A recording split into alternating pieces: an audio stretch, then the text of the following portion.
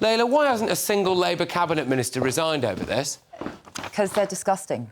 Honestly, I'm so disgusted that Keir Starmer stands there and apologises to Epstein victims and says, you know, people in power let you down. Yet he appointed someone as our ambassador who was best pals with that paedophile, and he knew full well. What kind of apology is that? You know, I'm really sorry that he did that to you, but I kind of overlooked it and appointed him anyway as ambassador. How can he still be our prime minister? But I just don't understand. You know, at the next cabinet meeting, you know, it's not exactly business as usual, is it? It's like, oh, hey, boss, sorry, I don't quite agree with the fact that you appointed the friend of the world's most prolific paedophile to the role as US ambassador. I think what's very important here, Keir Starmer is a coward, and I tell you why. He's trying to make this Mandelson's fault. Let's be very clear. He was given clear advice. Mandelson has an ongoing relationship with Jeffrey. He knew about it. That's the end of the conversation. There is 1,000 good people who would have taken that job and been very good at it, yeah? But he pushed for that person. And at the heart of this, if you saw Kemi absolutely skewing him, but the most important thing about what went on in that conversation is a lack of support from Labour MPs. And we now, as a country, are relying on Labour MPs to do something on our behalf. Forget the politics for a second, yeah? We have a man who's shown such staggeringly bad judgment, they need to remove him. And if they don't, I think the country might take it out on them. There is actually a clip, we'll come to it in a minute or two, I think, of Kemi Badenoch today offering Labour MPs the opportunity to go to her, go to the whips and do, as she would say anyway, the decent thing and get a vote of no confidence in the Prime Minister. But yeah, Matthew, look, Labour MPs are speaking out about it. Have we got the story? Yeah, we do. Go on, here she is. Here's Kemi. It is now up to Labour MPs to do the right thing. I know there are many of them who are horrified by what has happened. We saw that in the House of Commons just yesterday. They might now expect the Prime Minister to take responsibility, but we know he won't. He will have to be dragged out of number 10. So, I am making them an offer. If they want the change they know the country needs, come and speak to my whips, and let's talk seriously about a vote of no confidence to force the moment. Right, Matthew, they don't have to do that if one or two Labour cabinet ministers go. Takes the pressure off everyone else. Why aren't they?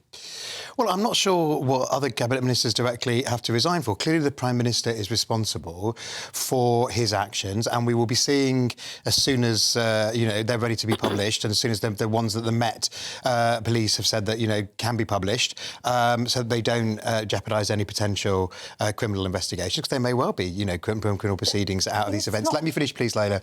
That we may well be seeing, you know, the Prime Minister will be judged on those. I'm not going to take any lectures from Reform about appointing people. They appointed a leader in Wales today. Their last leader in Wales, who was appointed by Nigel Farage, is in jail for taking money from a foreign power. Sorry, are you comparing a party that was polling at 3% to government? No, I'm comparing the judgment of your leader. Are you actually trying to justify it by saying? Do you want to justify? Do you want to justify the fact that your former leader, who Nigel appointed, is in jail for taking money from a foreign power, Laila? The whole point of being. Oh, so you're ignoring that?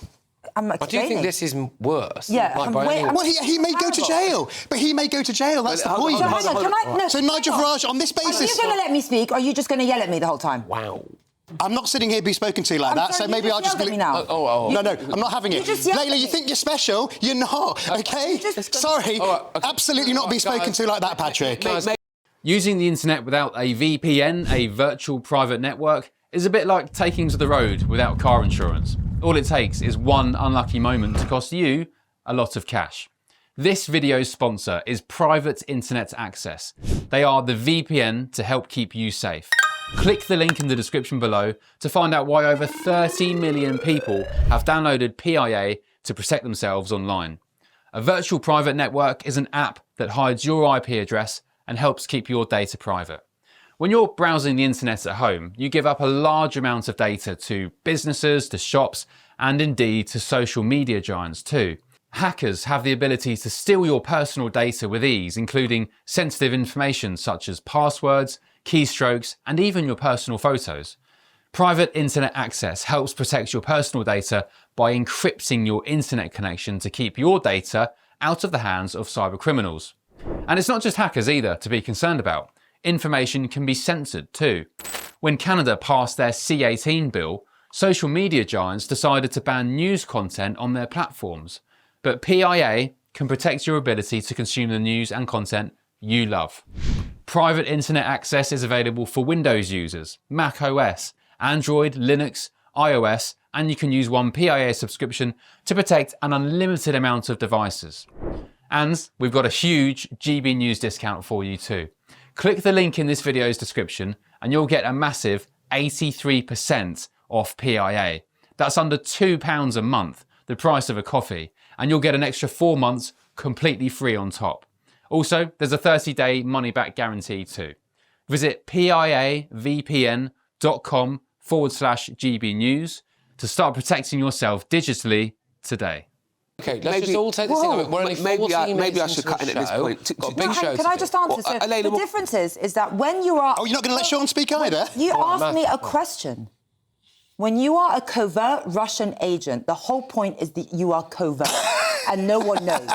The difference is Mandelson, everyone... Laila, this is about as convincing as the fact that on the 8th of January, you said that Robert Jenrick shouldn't be in your party. 7 days later, he's in your party, and you're still in the party. If you had any decency, you'd resign. Hold on.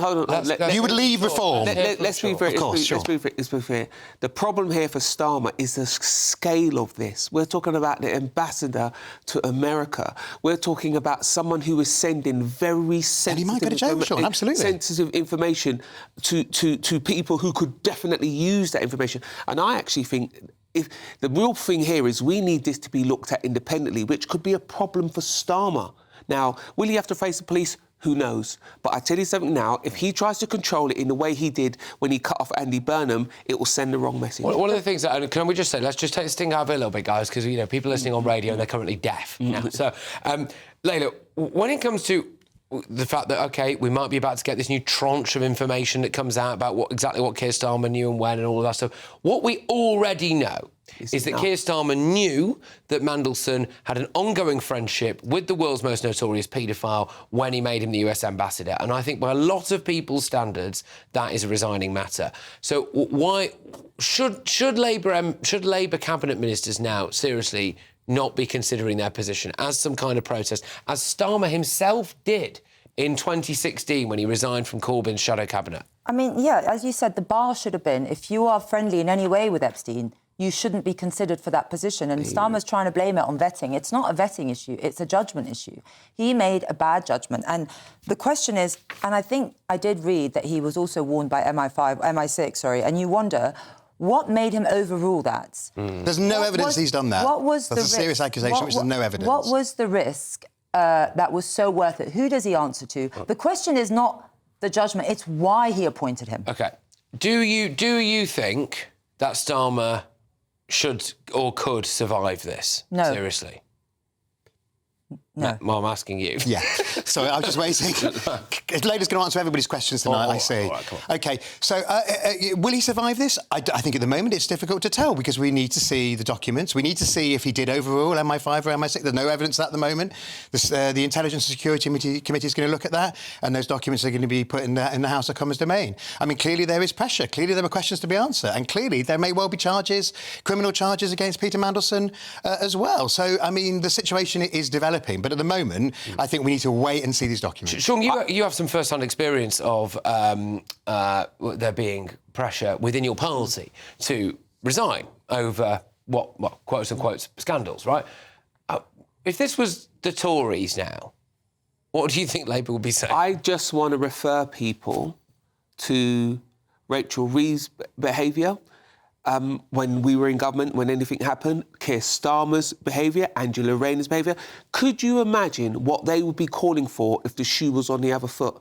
They would be doing backflips, calling for people's heads. And let's be clear, whatever papers come out subsequently is irrelevant. He was asked a direct question today. Did you know about Mandelson's ongoing relationship? Here's the thing, ongoing relationship with Jeffrey Epstein. And he replied, yes. That's the end of it. Whoever told Starmer that he should appoint him is clearly crazy. That's enough. If anything else comes from this... But also, obviously, Starmer, you feel he answers to someone. You know, he looked up the chain and they told him appoint him. And you feel that he's not really in charge. He's answering to someone because he overlooked. I mean, it's the Prince of Dark. He looked at us in the eye today and he said, I believed his assurances and his assurances were wrong, right? Who believes the assurances of the Prince of Darkness? You know, everyone knew he's had scandals before. He knew he was Epstein's friend and he gave him the best job in politics. Final word to you on this, Matthew. I mean, the Guardian's obviously going off on this procession of Labour MPs that are presumably not cabinet ministers who are very unhappy. We saw Barry. There's a lot of unhappiness for sure. We saw Barry Gardner last night. You know, I mean, we know what his eyes were saying, don't we? About him going. Surely that has got to filter up to cabinet ministers. Surely. Well, look, I mean, I think that what will happen is, when these documents are published, when all the facts are out there, people will make their judgment. Clearly, there's a lot of unhappiness at the moment, and there's a lot of questions that remain to be answered. So, yeah, I mean, is it a very, very difficult time for the Prime Minister? Absolutely. OK, all right. Now, we're going to have to go. I'm very pleased that we finished that segment with all three panellists still here, because there was a moment when I thought we were going to lose two of them. So there we are. Right.